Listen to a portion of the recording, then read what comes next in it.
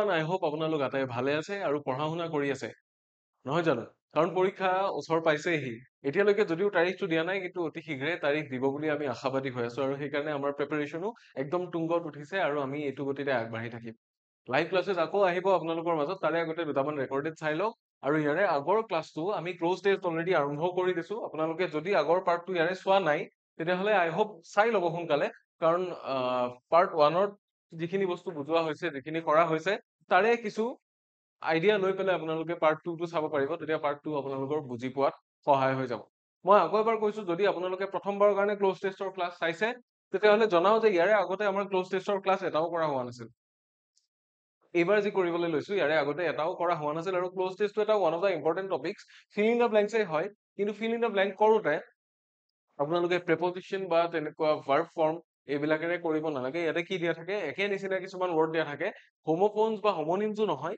কিন্তু চিমিলাৰ ধৰণৰ ৱৰ্ড কিছুমান দিয়া থাকে কেতিয়াবা বেলেগ বেলেগ মিনিং থকা ৱৰ্ডো দিয়া থাকে চ' এই ৱৰ্ড বিলাকৰ মাজৰ পৰা আমি বিচাৰি উলিয়াব লাগে যে কোনটো ৱৰ্ডে কি বুজাইছে বা কোনটো ৱৰ্ডে সেই বাক্যটোত সেইখিনি জেগাত ফিট হ'ব সেইটো আমি বিচাৰি উলিয়াব লাগে গতিকে close test is very interesting যদি আমি ভালকে কৰো আৰু যদি ভালকে বুজি নাপাওঁ তেতিয়াহ'লে অকণমান প্ৰব্লেমেটিক হ'ব পাৰে কিন্তু ইজিয়ে হয় এইখিনি যিখিনি আনিছো এইখিনি ইজি টু মডাৰেট লেভেল আছে ইয়াৰ পিছত আমি হাই লেভেলৰো আনিম দুই এটা ক্লাছ গতিকে আমাৰ ইয়াৰে পিছৰ ক্লাছবোৰো আপোনালোকে চাই থাকিব ইয়াৰে পিছত যিখিনি পাৰ্টছ আহিব সেইখিনিও চাব নাপাহৰিব চ' প্ৰথম যিটো কুৱেশ্যন আজি এই কুৱেশ্যনটো চাই লওঁ ঠিক আছে কালাৰটো মই বদলাই লৈছো প্ৰথম কুৱেশ্যনটো হ'ল education is often regarded as the key to dash the potential of an individual এজন মানুহৰ যিখিনি পটেনচিয়েল থাকে মানুহ এজনৰ যিখিনি প্ৰতিভা বা যি যি কাম কৰাৰ এবিলিটি থাকে সেই কামখিনি কিবা এটা কৰাৰ ডেশ কৰাৰ শিক্ষাটোৱে হৈছে প্ৰধান চাবিকাঠি কিহৰ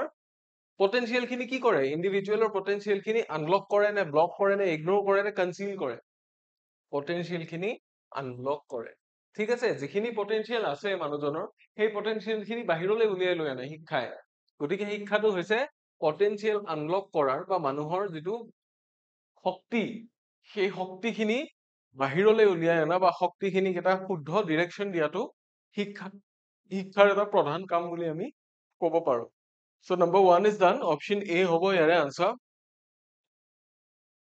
তাৰ পিছৰ কুৱেশ্যনটো ফালে যদি যাওঁ it's not only dash knowledge but also it not only dash knowledge but also develops the power of reasoning and judgment শিক্ষাই আমাক কি কৰে নলেজ দিয়াৰ লগতে ৰিজনিং আৰু জাজমেন্ট যে আমি কিবা এটা বস্তু পঢ়ি পেলাই বা কিবা এটা বস্তু দেখি শুনি আমি জাজ কৰিব পাৰো যে এইটো ভাল হৈছে নে বেয়া হৈছে মই যিখিনি কৰি আছো মই ঠিকে কৰি আছো নে নাই বা মই তাৰে উত্তৰত বা তাৰে বিনিময়ত মই মোৰ যিখিনি পাবলগীয়া প্ৰাপ্য এই বস্তুখিনি মই পাইছো নে নাই ৰিজনিং কৰি চোৱা যে এইটো বস্তু যদি হয় কিয় হয় এইটো যদি নহয় কিয় নহয় ৰিজনিং কৰি চোৱা এণ্ড জাজমেন্ট কৰি চোৱা যে বস্তুটো ভাল নে বেয়া জাজ কৰিব পৰা হোৱাৰ এবিলিটিটো কি দিয়ে শিক্ষাই দিয়ে চ' ইট নট অনলি কি ডেশ নলেজ নলেজ কি কৰে শিক্ষাই প্ৰভাইড কৰে হাইডটো নকৰে ব্ৰেক নকৰে বা ডিষ্ট্ৰয়ো নকৰে কি কৰে প্ৰভাইড কৰে যে শিক্ষাই আমাক নলেজ প্ৰভাইড কৰাৰ লগতে আৰু যিখিনি ইয়াতে কোৱা হৈছে সেইখিনি কৰে যে আমাক জাজ কৰাৰ বা ৰিজনিঙৰ এবিলিটিটো প্ৰদান কৰে চ' অপশ্যন বি হৈ যাব শুদ্ধ উত্তৰ কুৱেশ্যন নম্বৰ 2ৰ কাৰণে নহয় জানো চ' 2 নম্বৰ ইজ ডান এবাৰ আমি যাম question number 3 ফালে 3 কি দিয়া আছে চাব however education without values dash to be incomplete যদি এডুকেশ্যনত কোনো ভ্যালু নাথাকে মানে মূল্যবোধ যদি নাথাকে মানুহ এজনে শিক্ষাটো যদি লৈছে কিন্তু যদি মানুহে বেলেগ এজন মানুহৰ ভ্যালু বুজি নাপায় বা মূল্যবোধটো বুজি নাপায় যে ডাঙৰক কেনেকে ৰেসপেক্ট কৰিব লাগে বা যোগ্যজনক সন্মান দিয়া যিটো বস্তু বা যিকোনো বস্তু যে সততা যোগ্যতা এইবিলাক বস্তুৰ যদি মূল্য বুজি নাপায় ভ্যালুজ যদি নাথাকে তেতিয়াহ'লে কি বুলি কি কৰা যায় ইনকমপ্লিট বুলি কনসিডাৰ কৰা যায় নে প্ৰিটেণ্ড কৰা যায় নে প্ৰুফছ নে এডভাইচেছ কোনটো হ'ব education without values considers to be incomplete ঠিক আছে প্ৰমাণ হৈ নাযায় বাৰু কিন্তু ধৰি লোৱা হয় সো প্ৰিটেন্স বা এডভাইচেছ নহয় কি হয় কনসিডাৰ্স টু বি ইনকমপ্লিট মানে ইজ কনসিডাৰ্ড টু বি হ'ব লাগিছিল একচুয়ালি বাক্যটোৰ ফৰ্মেশন কিন্তু শুদ্ধ অপশনটো আমাৰ এতে আছে সো আমি এটোৱে চুজ কৰিম কোৱেশ্চন নম্বৰ 3 ৰ কাৰণে ঠিক আছে, 3 নম্বৰটো আমি বুজি পালো।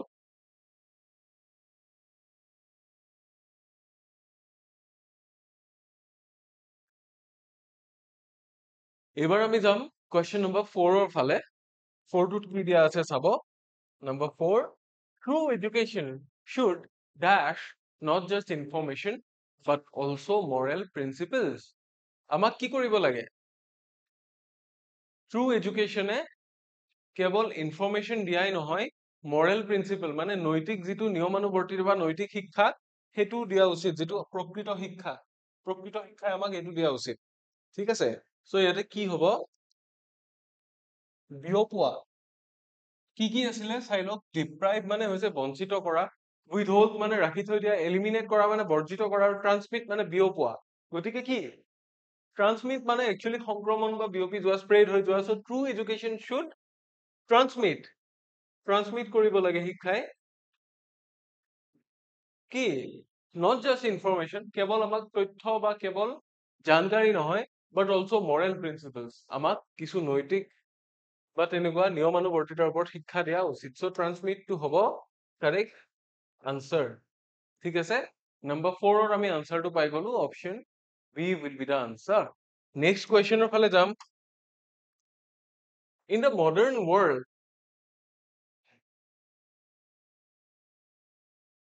আধুনিক পৃথিৱীখনত success is often dash only in terms of wealth and status. কেৱল সম্পত্তি বা সমাজত মানুহজনৰ যিটো পজিশ্যন, কেৱল তাৰে ওপৰত বেছ কৰিহে কি কৰা যায়, সফলতাক কি কৰা যায়, জোখা যায়, এষ্টিমেট কৰা যায়, কাউণ্ট কৰা যায়, মেজাৰ্ড নে এজিউমড। চাওক, এষ্টিমেট কেতিয়া কৰা যায়? যেতিয়া কিবা এটা বস্তু আছে ইমান মান হ'ব চাগে, অনুমান কৰা যায়, তেতিয়াহে এইটো এষ্টিমেশ্যন হয়। ঠিক আছে, মেজৰ মানে হৈছে জোখা। সফলতাক কিহেৰে জোখা যায়? সম্পত্তিৰে জোখা যায় মানুহৰ, সেইটোহে কৈছে। So' measured will be the answer. Counted নহয়, সফলতা গণিব পৰা বস্তু নহয়। এজিউম কৰিব নোৱাৰে কোনেও সফলতা, কিন্তু কি কৰে, মেজাৰ কৰে, জোখে। সফলতাক কিহেৰে জুখি চাই? মানুহজনৰ সম্পত্তি কিমান বা মানুহজন কি পজিশ্যনত আছে, সেইটোৰে কি কৰে, সফলতাক জুখি চাই। ঠিক আছে, নম্বৰ 5 ইজ ডান। তাৰপিছত আমি আহিছো নম্বৰ 6ৰ ফালে। But real success lies in dash the qualities of honesty, kindness and compassion. So real যিটো success, আচল যিটো সফলতা, সেইটো ক'ত আছে বুলি কৈছে? আমি এই কোৱালিটি খিনি কি কৰিব লাগিব? যিখিনি কোৱালিটি আপোনাৰ অনেষ্টি, কাইণ্ডনেছ বা কম্পেশ্যনৰ নিচিনা কোৱালিটি আছে, এইখিনি আমি কি কৰিব লাগিব? এই কোৱালিটি খিনি বা এনেকুৱা গুণখিনি আমি কালেক্ট কৰিব লাগিব, নে এডেপ্ট কৰিব লাগিব, নে প্ৰেক্টিচ কৰিব লাগিব, নে নেগলেক্ট কৰিব লাগিব? নেগলেক্টটো আমি কৰিব নোৱাৰোৱে, হয় নহয়? কালেক্ট আমি কৰিব নোৱাৰো বেলেগৰ পৰা। আমি নিজৰ মাজতে কি কৰিব লাগিব? সেই বস্তুটো কি এডেপ্ট কৰিব লাগিব, নে প্ৰেক্টিচ কৰিব লাগিব? প্ৰেক্টিচ কৰিব লাগিব, কাৰণ অলৰেডি আমাৰ ভিতৰত আছে এইখিনি। আমি সেইখিনি বস্তু প্ৰেক্টিচ কৰিব লাগিব। এডেপ্ট হলে বেলেগৰ এটা বস্তু তাতে গৈ আমি এডজাষ্ট কৰাৰ নিচিনা হ'ব। বুজি পাইছে? এডেপ্ট মানে চিটুৱেশ্যনৰ লগত এডজাষ্ট কৰি লোৱা।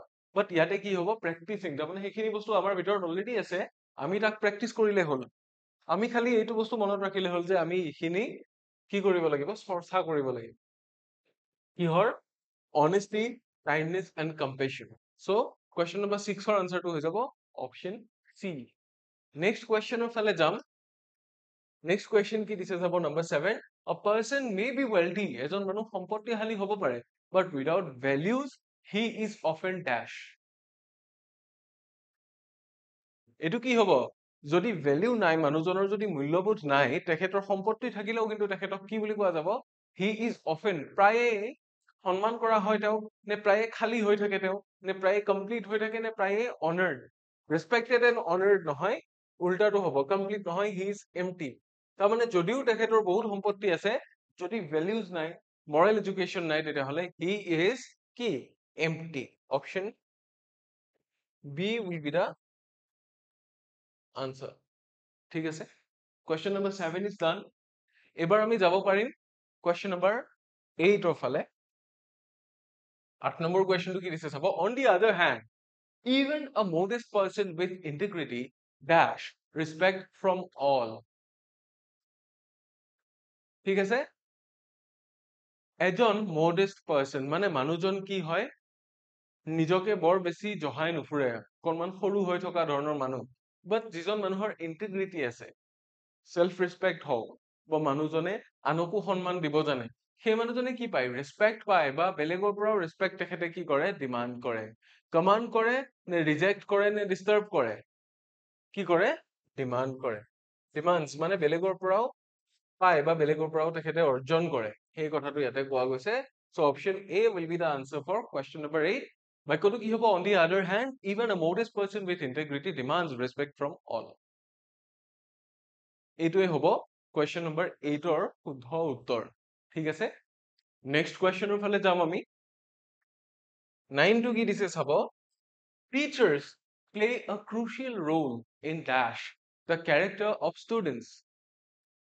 ষ্টুডেণ্টৰ যিটো কেৰেক্টাৰ, ছাত্ৰ ছাত্ৰীৰ যিটো চৰিত্ৰ, টিচাৰ সকলে এক নিৰ্ণায়ক ভূমিকা পালন কৰে বুলি কৈছে। কিহত, এই চৰিত্ৰটো গঢ় দিয়াত নে দুৰ্বল কৰি দিয়াত নে ধ্বংস কৰি দিয়াত নে ক্ৰমান্বয়ে মচ খুৱাই দিয়াত। উইকেনিং মানে হৈছে দুৰ্বল কৰা, ঠিক আছে, উইকেনিং মানে হৈছে দুৰ্বল কৰা, শেপিং মানে হৈছে গঢ় দিয়া, তাৰ মানে আকৃতি প্ৰদান কৰা। শিক্ষকে কি কৰে, গঢ় দিয়ে অবভিয়াছলি, ডিষ্ট্ৰয় কৰা মানে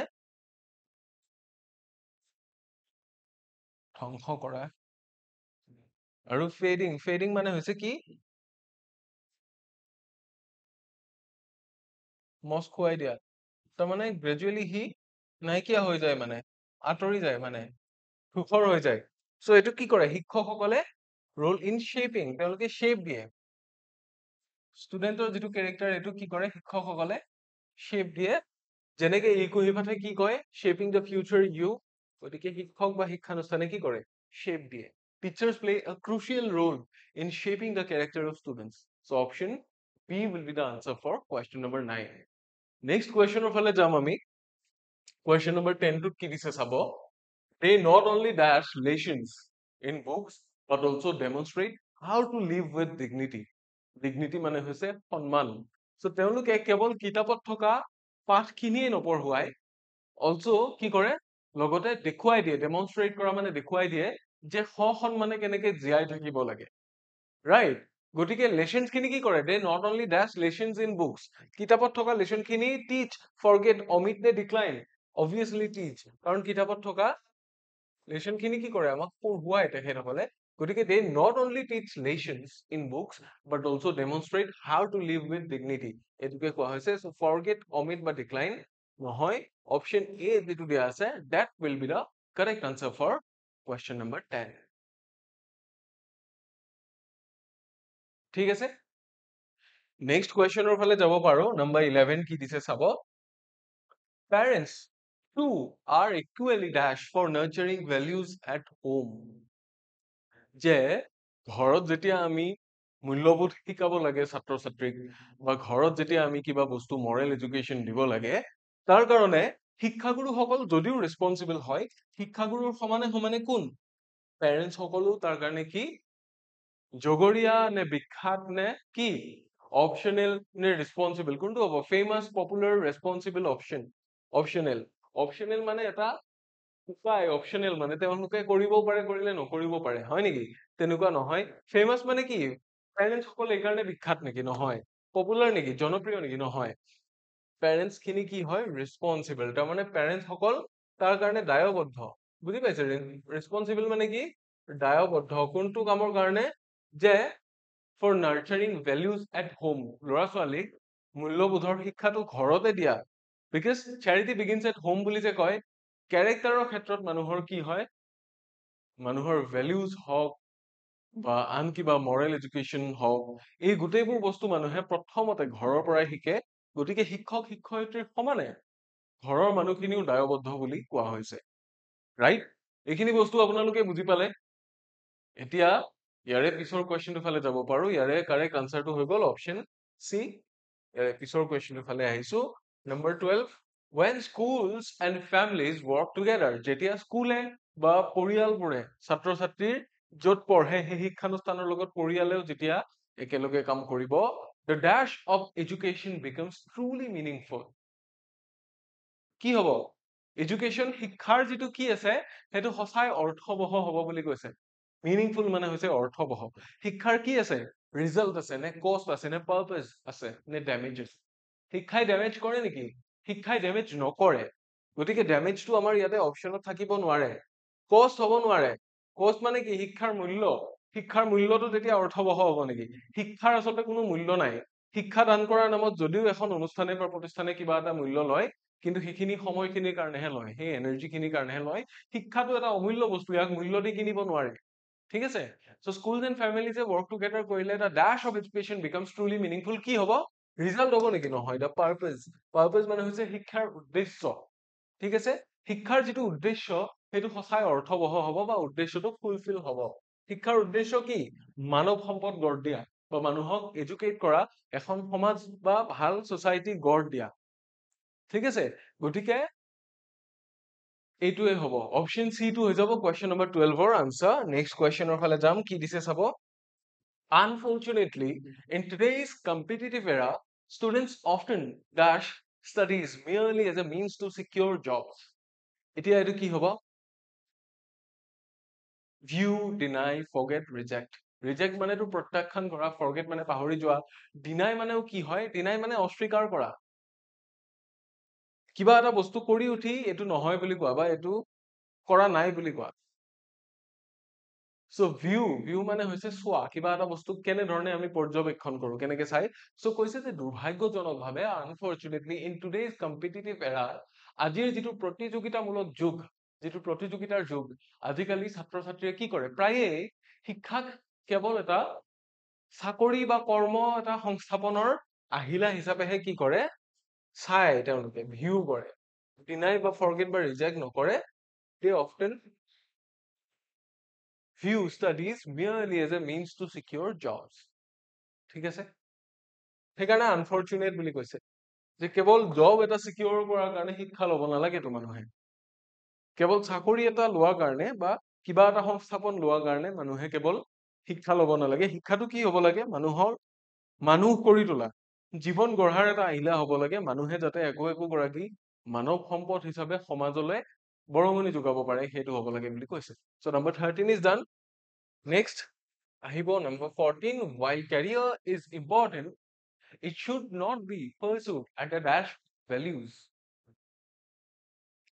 কেৰিয়াৰটো ইম্পৰ্টেণ্ট, মানুহৰ কাৰণে এটা কেৰিয়াৰ ইম্পৰ্টেণ্ট হয়, গুৰুত্বপূৰ্ণ হয়, দৰকাৰী হয়, কিন্তু তথাপিও it should not be pursued, ইয়াক কিহেৰে কিনা হ'ব নালাগে? প্ৰাইচ, সাকসেস, ফেইলিয়াৰ নে ভ্যালু? pursued at the কি? Price of values. যে ভ্যালুজৰ পৰিৱৰ্তে ভ্যালুজৰ মূল্যত কিনা হ'ব নালাগে। ভ্যালু অফ ভ্যালুজ হ'ব নোৱাৰে, প্ৰাইচ অফ ভ্যালুজ হ'ব। তাৰমানে আমি ভ্যালুখিনি বিসৰ্জন দি পেলাই, বিসৰ্জন দি যদি শিক্ষা গ্ৰহণ কৰো, তেতিয়াহ'লে সেই শিক্ষাৰ কোনো মূল্য নাই বুলি কৈছে। গতিকে শিক্ষাটো প্ৰাইচ বা কষ্ট যিটো থাকিলেও ইয়াতে হ'লহেঁতেন, বা এক্সপেন্স থাকিলেও হ'লহেঁতেন। ইয়াতে অনলি প্ৰাইচ দিয়া আছে, হৈ যাব। তাৰমানে প্ৰাইচ অফ ভ্যালুজ মানে ভ্যালুজৰ বিনিময়ত আমি শিক্ষা পাইছো, তেনেকুৱা নহয়। শিক্ষা আৰু values should coexist. And if it doesn't, তেতিয়াহ'লে the education is incomplete বা shall be considered as incomplete. So option A will be the answer for question number 14. এবার আমি যাম next question এর ফালে, number 15. Knowledge without humanity dash disastrous consequences. কি কৰে? Knowledge without humanity, যে মানৱতা অবিহনে যি জ্ঞান পায় মানুহে, বা মানৱতা অবিহনে, মানৱতা নোহোৱাকৈ অৰ্জন কৰা জ্ঞানে কি কৰে? ডিজাস্ট্ৰাছ, দুৰ্বিষহ বা অতি ভয়াবহ কিছুমান পৰিণতি সৃষ্টি কৰে। লিড হ'ব নে লুজেছ হ'ব নে একচেপ্ট হ'ব নে ডিলেইজ হ'ব? লিড মানে সিফালে লৈ যোৱা, লুজ মানে হৈছে হেৰুৱা, একচেপ্ট মানে কি? স্বীকাৰ কৰা, আৰু ডিলে মানে হৈছে পলম কৰাই দিয়া। তো কি কৰে? নলেজ উইদাউট হিউমেনিটি লিডছ, আমাক কোনফালে লৈ যায়? ডিজাস্ট্ৰাছ কনচিকুৱেন্সেছৰ ফালে লৈ যায়, যে ভয়াবহ পৰিণতি কিছুমানৰ ফালে আমাক লৈ যায়। গতিকে option A will be the answer for question number 15। ঠিক আছে, নেক্সট কুৱেশ্যনৰ ফালে যাব পাৰো। নেক্সট কুৱেশ্যনত কি দিয়া হৈছে চাব, number 16. Therefore, education must be seen as a tool not just for livelihood but also for dash society. কি হ'ব লাগে? সেই কাৰণে শিক্ষাক কি হিচাপে চাব লাগে?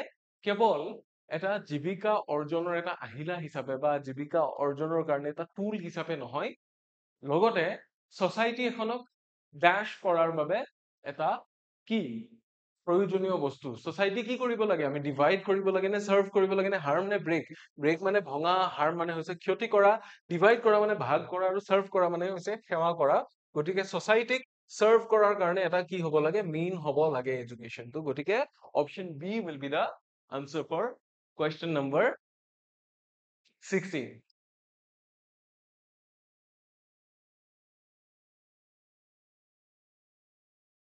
এবাৰ আমি যাম কুৱেশ্যন নম্বৰ 17 ফালে।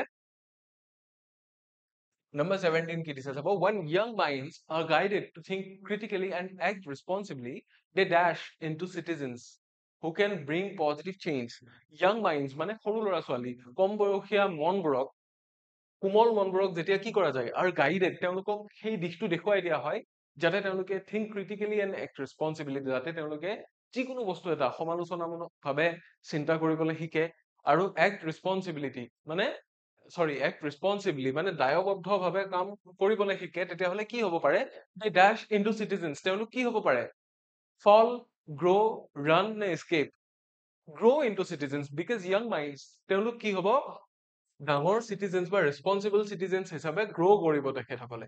গতিকে কি হ'ব ইয়াতে, গ্ৰ' বা অপশ্যন কি হ'ব, অপশ্যন বি টো হ'ব ইয়াতে শুদ্ধ উত্তৰ।